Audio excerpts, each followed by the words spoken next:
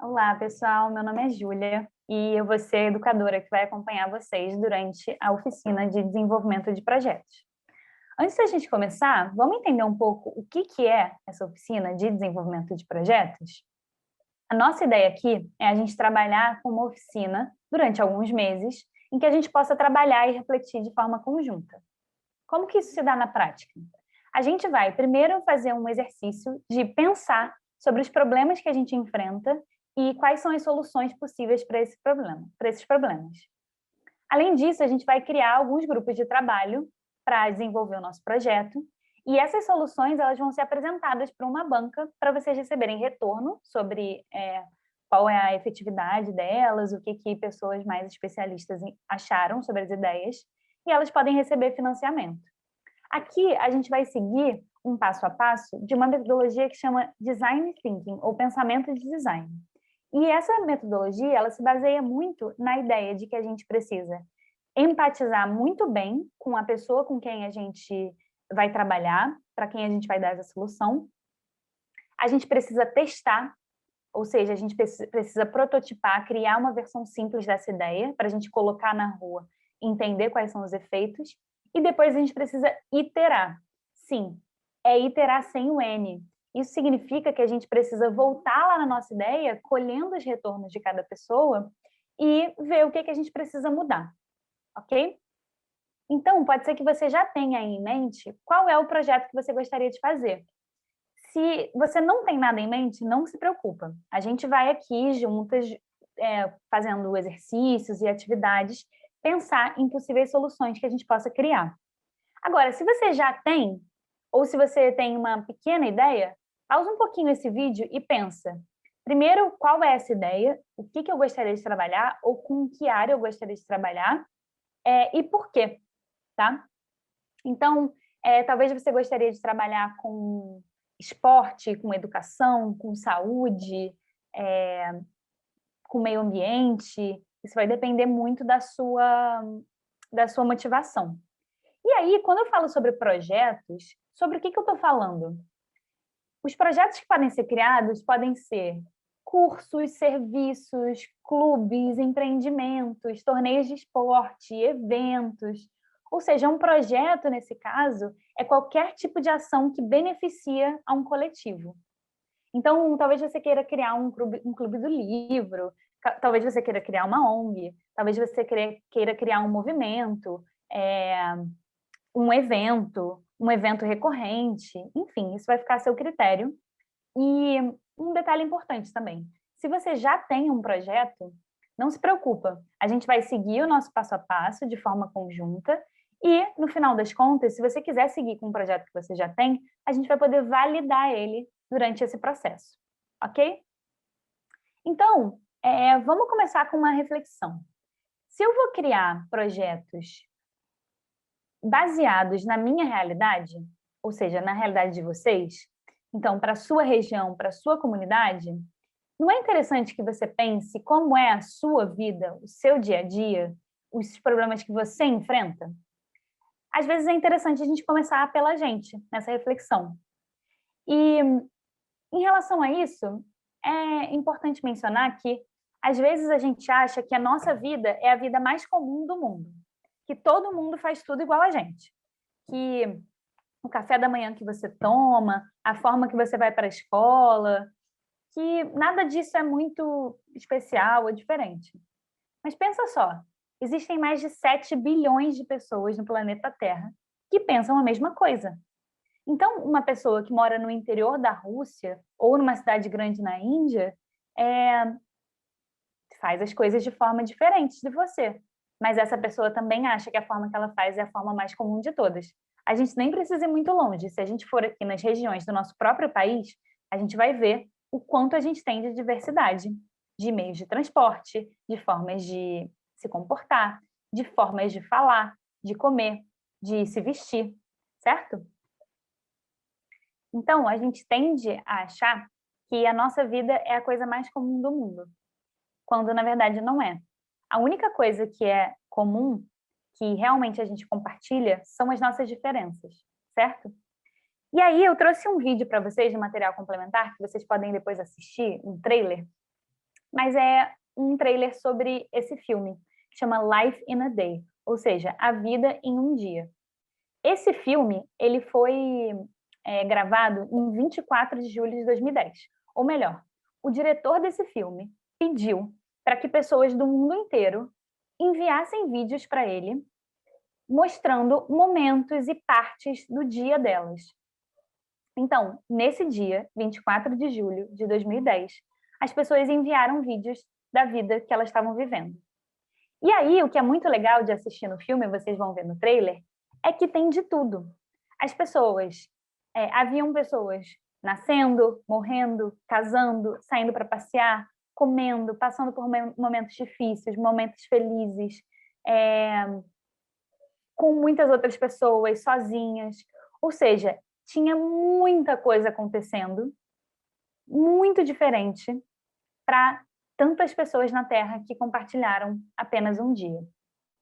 É legal também vocês pesquisarem, se puderem, porque repetiram esse experimento em 2020, durante a quarentena.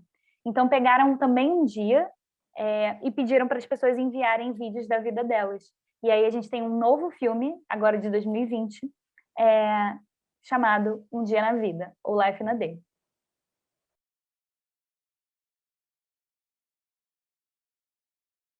Baseado nesse exemplo do filme A Vida em um Dia, Life in a Day, pensa aqui comigo.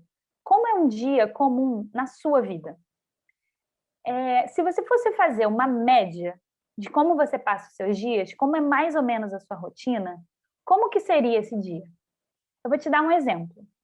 No meu caso, o meu dia mais comum era da seguinte forma. Eu saía de casa de manhã bem cedo e eu ia de bicicleta ou de ônibus para a primeira escola que eu trabalhava, com o ensino fundamental 1. Então, eu passava a minha manhã lá. Às vezes, eu saía, se eu não levava o almoço, eu saía para almoçar ali nos arredores da escola. Então, eu ia a pé para algum restaurante ou alguma lanchonete para almoçar. Depois, eu pegava um ônibus, um metrô e um outro ônibus. E aí, eu chegava na minha segunda escola, que eu trabalhava com ensino médio.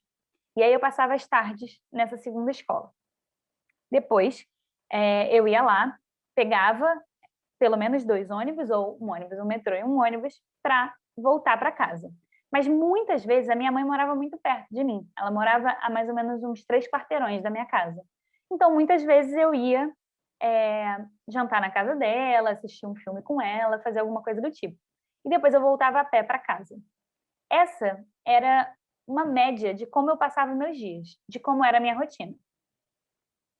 E se você fosse pensar como é o seu dia mais comum? Como ele seria? Pausa esse vídeo e dá um tempinho para que você mesmo faça o esquema de como é um dia comum na sua vida. A ideia é que você possa fazer como eu, alguns desenhos, algumas setas, que você possa esquematizar como é essa sua rotina. Então vamos lá? Agora que você pensou em como seria esse dia, eu quero que você reflita comigo. O que você observava que te incomodava, que te frustra, ou que você sente falta nesse seu dia a dia? Vou te dar um exemplo. No meu caso, eu mostrei a minha rotina como ela era para vocês. Eu sentia muita falta de trocar com outras pessoas durante a semana. Ou seja, de estar com pessoas que não eram meus colegas de trabalho ou a minha família. Eu queria encontrar com os meus amigos, mas eu não queria fazer algum programa que fosse como ir para um bar ou alguma coisa do tipo. Eu queria momentos que eu pudesse ter lazer, ter descontração, que não fossem acabar tão tarde, porque era durante a semana. Então, como eu morava sozinha, eu acabava me sentindo um pouco solitária durante a semana. Então, eu criei com alguns amigos um clube de jogos. Então, a gente combinava e um dia da semana a gente escolhia algum jogo, principalmente jogo de tabuleiro, mas às vezes jogo de carta, para a gente poder jogar juntos. E aí eu podia não ficar sozinha e eu estreitava meus laços também com os meus amigos de uma outra forma que não era só sentar e ficar conversando. Então, vamos lá. Esse foi o problema que eu identifiquei. Eu me sentia um pouco solitária e sentia falta de espaços de lazer e descontração que não acabassem muito tarde. Por isso eu criei o clube de jogos. Agora, no seu caso, o que te incomoda? Pode ser uma coisa bem concreta, que você enxerga na sua rotina, tipo lixo na rua, falta de tratamento para animais de rua, dificuldade de acesso ao transporte público. Ou pode ser alguma coisa mais subjetiva, como a minha, como alguma ausência de espaços de lazer, dificuldade de diálogo com alguma pessoa, vontade de interagir com arte, com música. Para te ajudar, eu separei algumas perguntas. E você pode respondê-las ou você pode só pensar sobre elas e aí sim escrever. Então, quais são os problemas que você enxerga no lugar que você mora? Se você fosse prefeita ou prefeito por um dia, o que você mudaria na sua cidade? Se você fosse uma criança, um idoso, um adolescente, qual problema mais te incomodaria? Ou você pode pensar, no que eu já ouvi as pessoas reclamando no meu bairro? Já ouvi meus amigos reclamando sobre isso, sobre isso, sobre aquilo. Essas perguntas podem te ajudar nessa sua reflexão. Terminou? Bacana. Agora, você vai poder, no final dessa aula, acessar os materiais que a sua turma criou, com os problemas que ela identifica nas cidades que elas moram. Então, vamos lá. O que a gente fez hoje? A gente falou um pouquinho sobre como funciona a oficina de projetos, a gente pôde pensar em como é a nossa rotina, o nosso dia a dia, a gente pôde esquematizar como funcionava essa rotina e pensar em quais problemas incomodam a gente, para que a gente possa começar a pensar sobre quais são os tipos de problema que a gente pode trabalhar com os nossos projetos. Então, se você conseguiu pensar nesses problemas, nessas faltas que você tem no seu dia a dia e pode listar o máximo que você puder, ótimo, a gente já cumpriu o nosso objetivo da aula. Agora, por fim, eu queria só deixar uma última provocação. Imagina que esses problemas que você escreveu e outros que existem na sua cidade foram, do dia para a noite, resolvidos. Pensa comigo. Quem seria beneficiado? Então, pode pensar aí no primeiro nome que vem na sua cabeça. Você provavelmente pensou em jovens, em idosos, ou em professores, ou em donos de empreendimentos, ou pessoas grávidas. É possível que a sua resposta seja um conjunto de grupos. Isso ocorre porque a maior parte dos problemas que a gente tem estão interligados entre si, ou seja, eles fazem parte de um sistema. Quando a gente resolve um deles, a gente acaba causando um efeito de transbordamento. Uma coisa ajuda na solução da outra, e a gente acaba criando beneficiários de todos os tipos. Então, por mais que você ache que o seu projeto ele é bem pequenininho e ele só vai beneficiar algumas pessoas, é assim que a gente começa.